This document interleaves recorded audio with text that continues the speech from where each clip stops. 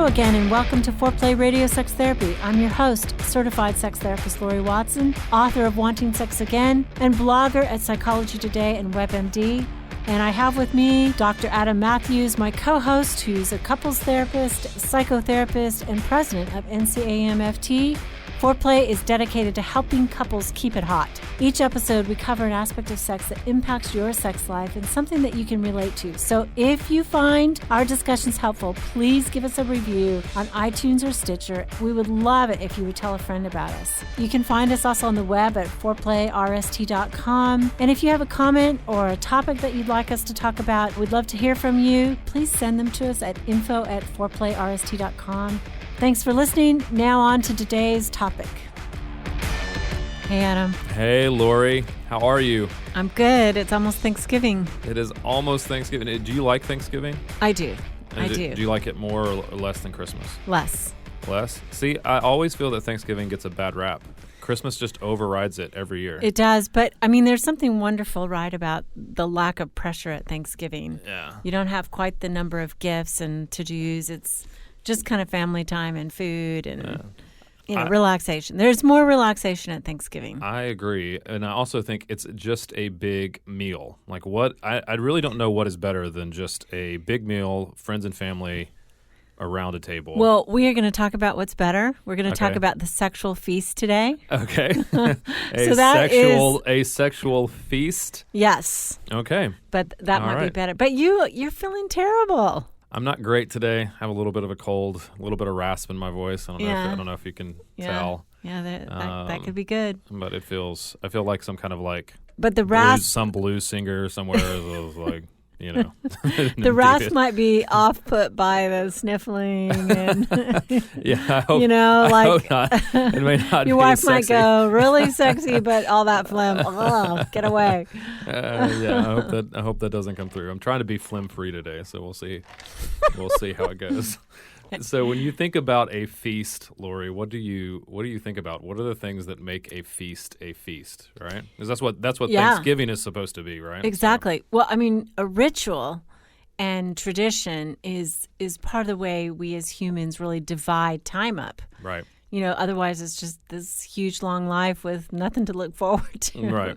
So this is something that, whether it's a sacred or a secular kind of holiday, we're marking time, and it's meant to bring people together, right? Yeah, it absolutely is. It reminds us kind of our common experiences, and it's a time that we reflect maybe on where we've come from, where we're at right now, and where we're going. See, you went toward the deep, meaningful part of it. I went toward the deep, like stuffing your face, like eating your fill. Yeah, it's a time of overindulgence. Honestly, where overindulgence is probably okay. Yeah, and we purpose it for this time, right? We're gonna go crazy. Yeah, we set it aside, right? But I like there is deep meaning in it, but there's also something where everybody is agreed that we're coming around. There's nothing. I think people agree more I think there even was a study. I can't remember it exactly, but people agree more with each other when they're eating a meal together, but also when they're eating the same foods. Oh, sure. That happens in my house. I'm telling you what. We do not have discussions when my husband is hungry. Thank you very much. No. You resolve conflict better. Yeah, I think there's just something. We're just all more agreeable with each other. I know that holidays can sometimes lead to conflict between family members, sure. But I think overall, when you're eating good food, the same food together, there's just something that's bonding, that brings you together, like you were saying. There is. And I think it's like a commitment, right? We're going to eat 3 times our daily calories in one meal. Right. We're going to nap afterwards. We're going to nap afterwards. What out. is really terrible is we go to our neighbor's house for Thanksgiving, and we've been doing that for 4 years. And I literally, after the meal, go lay down on her couch fall asleep. Yeah, I can't stop it. Yeah, there's something about just being together all day. Exactly. We have a little bit of wine too in the middle of the afternoon. Out tryptophan and wine. There's not a better sleep aid out there on the market. Right. We're going to do a sexual feast. We're going to talk about this, what this will do for our intimate life, and I am aware, as we talk about this, and sometimes we talk about optimal sex or idealized sex, and for all our sexual pursuers out there, who long for this kind of thing and think we should have this every day. Right.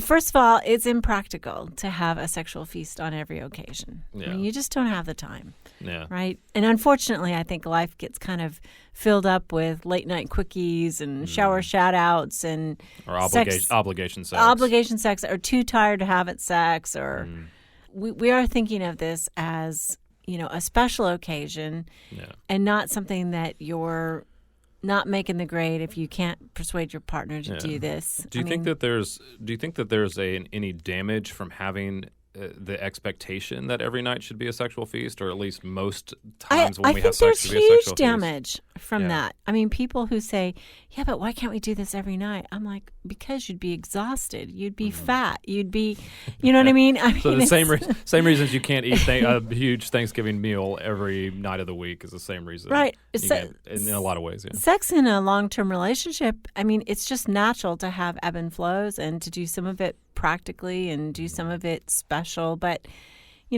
I think it's just too much to expect that every single time you have sex, it's going to be like this. But we do want to lay out something that would be awesome. Yeah. I will say to all the people out there, let's say men, and probably women as well, if you have a partner who says, I can't possibly join you in this sexual feast idea, it's like, I have never talked to a group of people when I've suggested, you know what, book the hotel for the afternoon, go early, take a long nap, take a long shower or a long bath, meet your partner downstairs for drinks and appetizers, then go upstairs and make love, and then the person who is the more tired gets to stay the night. And the other person goes home and takes care of the children or the dogs or whatever. I mean, everybody has always said, oh yeah, I'd do it. I'd absolutely be up for it.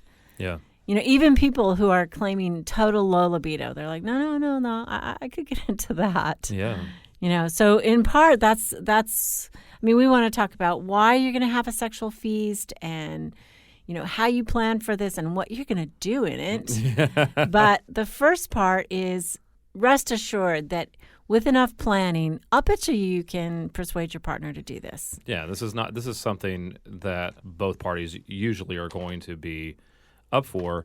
And in some ways, like when we talk about why to do this, right, we're talking about something that makes life extraordinary, right? It is a break from the routine. It is a break from the doldrums. Right. It gets us out of the grind. It gets us out of the grind. That's what a holiday's about, right? Yeah. I mean, it's essentially manufactured for a purpose to elevate things that we do normally, right? We eat every day, but we elevate it to a feast level to say, all our favorite foods, decadence, calories, let's really do it up. Yeah, well, and it also, I think, can restart something. If there has been a period, a lull, perhaps, it's a great way to restart.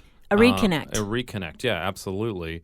You can build on going forward, right? It's not going to be the same. You're not going to you're not going to have that moment every single week or every single day, but it is something that you get to build on going forward that can kickstart something that may have fizzled just a bit, right? Yeah. Can you talk to more? You mentioned about marking time and making memories and how that does that. Can you say a little bit more about what that does for a relationship? Like, why is that important for us to be able to do that in relationship?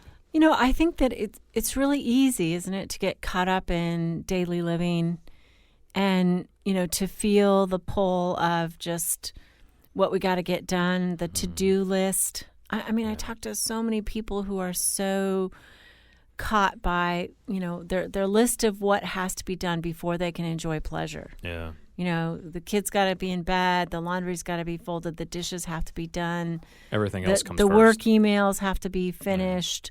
The tools have to be put away. Whatever it is, and they don't set aside a sacredness about a sexual moment. Oh, it's I love like that. It's the sacred end moment, of the day versus, hey, this is really important. Let's put some bounds around it.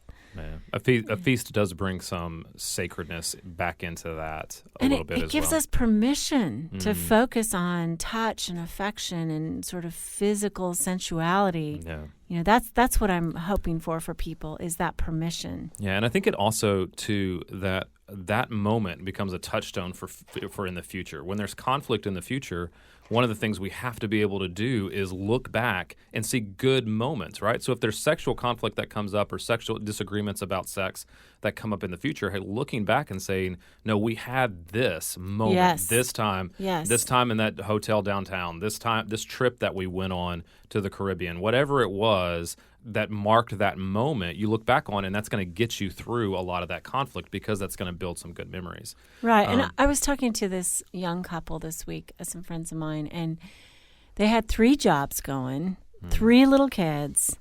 I mean, just the most stressed out period of their life. And I said, traditionally, I hate to tell you, but this is statistically the worst time in marriage. It's the low point. And the guy's like, oh, no, we're not going to settle for that. But he wanted to have like twice weekly talks about their relationship, particularly about the bedroom. And his expectation was kind of like, we should have extravagant sex all the time. I'm like, there are seasons. There are seasons of life, and I hate to break it to you, but accounting for that and being realistic takes some of the pressure off it. With constant pressure, you're going to squeeze you're going to snuff out desire in a partner who feels completely stressed out. And with that, then there's no anticipation of what's coming, right? I think one of the things that planning a sexual feast does, right, is it gives us something to look forward to. Right. It builds some anticipation into our relationship that whatever we're going through, if there is that season that's going on, it's not going to last forever, and we have this thing coming. That's what I mean. Yeah, like, and it gives us patience for a dull season in our life or a busy season. But that's what the holiday season does, doesn't it? Yes. I mean, we anticipate it all for year most long. of the year. I'm looking forward to Christmas. I mean, Christmas is it's it. Yeah, and I think we need those times in marriage, like at least once a year, if not more than that, right? I mean, I know you recommend 4 times a year? Yeah, quarterly. Quarterly. Having something like this. Get away for a night. Yeah. But even the sexual feast, though, I think longer time, if you, like at least once a year, you're going away for a week, if you can, if at all possible, for multiple days That would together. Be awesome. Yeah. It's hard to relax on just one night when you're thinking, okay, I can relax. But at least 2 nights, at least 2 nights, get away with each other. And, I think one of the things that is really crazy, and I'll just be quick, is that people devote their honeymoons to travel and adventure. And honeymoons are a sex holiday. They are a sex vacation. You're supposed to stay in bed, lay on a beach, and drink little umbrella drinks and go back to bed. I mean, it's all about the body and getting to know each other and making that a priority. And so I think the sexual feast is a mini moon. Yeah. Okay. Well, we'll come right back. This is Foreplay Radio Sex Therapy with your hosts, sex therapist Laurie Watson and couples therapist Dr. Adam Mathews. We'll be right back.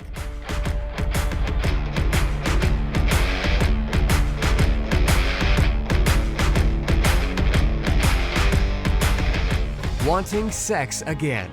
How to rediscover desire and heal a sexless marriage by certified sex therapist Laurie Watson. Each chapter is designed to fix one of the problems that cause low libido, from early marriage through the childbearing years, even all the way through menopause. I've also had men read it and tell me that for them it was the most hopeful thing they read about resolving sexual problems. Look for Wanting Sex Again on Amazon.com. You can also talk to Laurie Watson for therapy in person or via Skype. I offer couples counseling and sex therapy, and I think about both aspects of the relationship, emotional intimacy and sexual technique, and that combination together helps marriages be happy. Improve your sex and improve your relationship with Awakening Center for Couples and Intimacy. Find out more at awakenloveandsex.com. Awaken what's possible. Hi, I'm Dr. Adam Mathews, and I want to welcome you to Mathews Counseling. At Mathews Counseling, we believe it is our job to come alongside you in whatever difficult challenges of life you are in and help you rediscover hope and to find the strength that you have to face those challenges. We believe in people, specifically that no 2 people are alike and therefore they need solutions that are unique to them. We strive to create a safe and comfortable place for you to explore who you want to be and identify the obstacles standing in your way. Oftentimes, the first step toward finding help is the hardest, but it can also be the bravest. At Mathews Counseling MathewsCounseling.net, we strive to help make the first step easy. There you will find our blog with some great resources from our therapist. You'll also find a link to our client portal where you can schedule directly with our therapist at your convenience. We offer free 30-minute consultations either in person or over the phone, so the first step is at no cost to you. Give us a call at 919-587-8018, or again, find us online at MathewsCounseling.net. We look forward to working with you.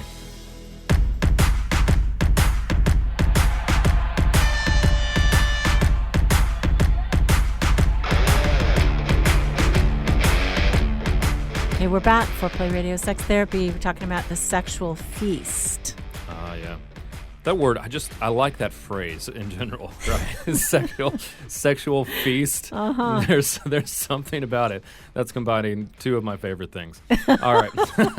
I'm so glad to hear that, Adam. I'm really glad. Sex to and food. hear that. Yes. Sex and food. Good. Right. Good. Okay, so how do we do this? How do we do this? What are we doing? Okay, we got to figure out how to overindulge, right? Yeah. What's the overindulgence? Well, most people don't like that, right? I think they have to get over their we're so disciplined as Americans. Well, about maybe are we? I don't know. Probably. Never mind. Well, but I mean, yeah. We're Puritan. We're Puritan. Yeah, I mean, when it comes to sex, we don't want to overindulge, right? Right. We can supersize all our junk food. Yeah, right? absolutely. We're willing to take that to but as we're big Puritans as possible. when it comes to sex. Yeah, and we're talking about sex with your partner, but Right. we're talking about how can you overindulge with your partner. Yeah, and that really just means just getting your fill, right? Mm-hmm. I mean, it's really about filling up as much as you possibly can. Right. Right. Really getting saturated with touch and sex and arousal and just really doing it. Yeah. And we do that with vacations, but again, you talked about earlier, we want to do the big adventure vacations. We go, I mean, have you ever seen people planning, or maybe you've gone planning to go to Disney World these days? And the event that is, and the amount just the of time, planning, the planning that has to go into it. It's like, right? Yeah. Well, I grew up next to Disneyland. Did you? Yeah. So So I know Disneyland like the back of my hand. When I went to Disney World, I mean, I knew everything. I knew where the bathrooms were, which is very essential to me. Yeah. Right. Where is the bathroom? Where's the good and clean bathrooms? Right? Where are the good and clean? Well, Disney World and Disneyland, they're always clean. That's the cool thing. But I mean, there are people that have their full-time jobs. I know several of them are to plan your Disneyland tour, Disney vacation, right? And so where are you going to go on the sexual holiday? Right. I mean, I think the overindulgence is like going big. You got to go big. Right? I mean, I think you have no to. pun intended. Right. No. No. Bring the Viagra, gentlemen. Maybe a little bit. But yeah, I mean, but overindulgence means that we're going to, not just in the planning of it, but in the scope and the breadth of it that we are thinking about for this intended purpose. Like the nicest hotel you can afford. Yeah. And we know people are listening who can't afford that kind of stuff. We understand. But then, buy a fake fur rug and, get some firewood and some really fine wine and, and some really fine chocolates and really do it up. Right. And I mean, if it has to be at home. Yeah. Go just as big as you can. I mean, I think dreaming big about it may not be exactly what you would hope for, but you go bigger than what you might normally do. I think that's one way that we start to get our heads around overindulging, right? Exactly. So my husband and I, I've been in my doctorate program this year. This has been one of the toughest years of my life. We're doing foreplay. I'm working clinically. You're busy. Writing blogs. Yeah. Doing my doctorate program, and I still have research to do, but I'll be completely done with all my classes and assignments by mid-December. And so one of our favorite shows is Longmire, and they're coming out with one of their seasons on Netflix. So what we're going to do is we're going to go to some nice city, just lay in bed all day long and watch Longmire and whatever comes naturally. Whatever comes whatever comes naturally. Whatever comes naturally after exactly. Longmire. Right. But we are having our own getaway for sure. Yeah. Because I'm up to here with done. But there's purpose in that, I think, which is really nice, right? Yeah. Right? It's really purposeful. It's not just a vacation just to have a vacation. It's just there's no pressure be there. Relaxed, be together, just take the time. And I mean, relational and spiritual renewal for me. It's like my husband has been so patient through this process. My family has been so supportive and patient through this process. They've helped around the house, helped us move, helped us do all kinds of things. It's been great. But we just need to go away and relax. I think that's great. And I think that just really, it takes advantage of your time together, right? Yeah. And you're not pressured to run around and see all the attractions. Your purpose is to connect. I think right. We are not going to Disney World. And that's okay. good. Okay. So how do we do this? We want to, make sure that there's agreement with your partner so that you can begin to fantasize about where are we going? What are we going to do when we get there? Yeah. And I think that, as you said before, like usually both parties are going to be agreeable to this event, but I think there's also an agreement about it being the purpose of it being a celebratory event of your relationship. Right. And I think that is something that we can get behind, that we can start with and then build on, right? And whatever comes, like you said, whatever comes, and but you can also be explicit about what you want. Right. I'm sorry. I heard all those innuendos. I can't not hear that, I know. And I think another thing that we need to do is really stretch during these seasons, right? In a sexual feast, there's something about the dish that Aunt Mary brings that is like the mystery casserole. Right. Like bring some mystery casserole to this thing, something that you haven't tried before and something that might be a little bit dicey, but, between the two of you, it's all okay between the two of you. But I would say challenge yourself to stretch some sexually, to try something new. And yeah. Well, I think this involves like talking about your fantasies with your partner. During the sexual feast. Yeah, like looking at what each of you may want that the other may be outside the other's comfort zone a little bit, but this is the time to do it, right? Mm-hmm. I don't know that the time to try Go ahead, Adam. Go ahead. To try. Go ahead. No, go ahead. I was just going to say to try new things. To try new things. Yes. Is in the space of the quickie sex or the just get appointment sex. Right. Thursday night is not the best time to say, "Hey, I'd like to act out one of my fantasies." When everybody's tired and worn down, right? Your resistance to that is higher in those moments, right? Yeah, but this is the sexual feast. This is the time to say, "Hey, let's really try something special." Yeah. And people ask us, can't you tell us what to do? But I feel like in my therapy sessions, I never answer that question because what's in somebody's head is so much richer. And I could fall short or I could go long, and either way it interrupts their personalized fantasy expression, and the revelation of what's inside their mind. So I would say to each of you, see if you can write it down a little bit. Like, this is what I'd like to do, so that it gives you some courage and some outline to share. Also, a sexual feast, though, not the time to drive home something that your partner is against. Sure, yeah. If there's already a stop on something, this is not the time to say, hey, could we do that thing that you never want to do? It's like, okay. Oh, you don't want set yourself up for a little bit of failure. I mean, it's supposed to be fun and not a fight. Like you're not looking to try to start a fight with your partner for sure, right? But all of this sounds like, Laurie, that we have to be intentional in these things. With these, it requires some planning. It right? does. It's in it some does. thinking through how this is going to happen, right? Even maybe financially, how we're going to make it happen. Mm-hmm. It's setting aside some time to do it, right? And then really having to defend that time. Yeah. Right. I mean, there does have to be some planning and thought that goes behind it. It's not just defend something. the time, clear the calendar. Yeah.